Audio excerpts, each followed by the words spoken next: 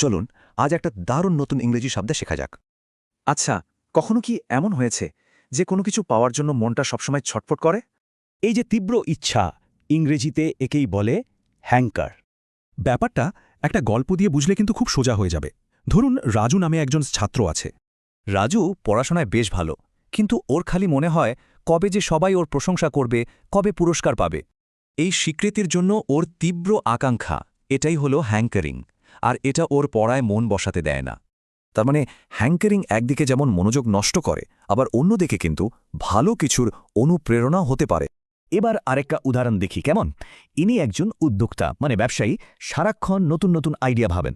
এই যে নতুন কিছু করার জন্য তার তীব্র ইচ্ছা, এটাই তার ব্যবসাকে এগিয়ে নিয়ে যায়। এটা একটা পজিটিভ হ্যাঙ্কারিং। তাহলে হ্যাঙ্কার মানে কি দাঁড়ালো? কোনো কিছুর জন্য একটা গভীর আর দীর্ঘস্থায়ী আকাঙ্ক্ষা থাকা। শব্দটার আসল মজাটা হলো এর ব্যবহারে। এটা কিন্তু নেগেটিভ, নিউট্রাল, এমনকি পজিটিভও হতে পারে। চলুন কয়েকটা ইংরেজি বাক্যে এর ব্যবহারটা দেখে নিই। এই বাক্যে দেখুন, স্বীকৃতির জন্য হ্যাঙ্কারিং রাজুর পড়াশোনার মনোযোগটাই নষ্ট করে দিচ্ছে।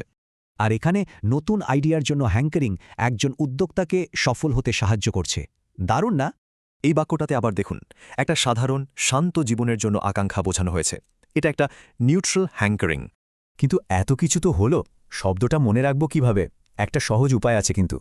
হ্যাঙ্কের শব্দটা শুনতে অনেকটা হাঙ্গার বা ক্ষুধার মতো। ভাবুন, এটা হলো মনের ক্ষুধা। এখন শেষ প্রশ্ন, জীবনে এমন কি আছে যার জন্য আমাদের মন সবসময় হ্যাঙ্কার করে?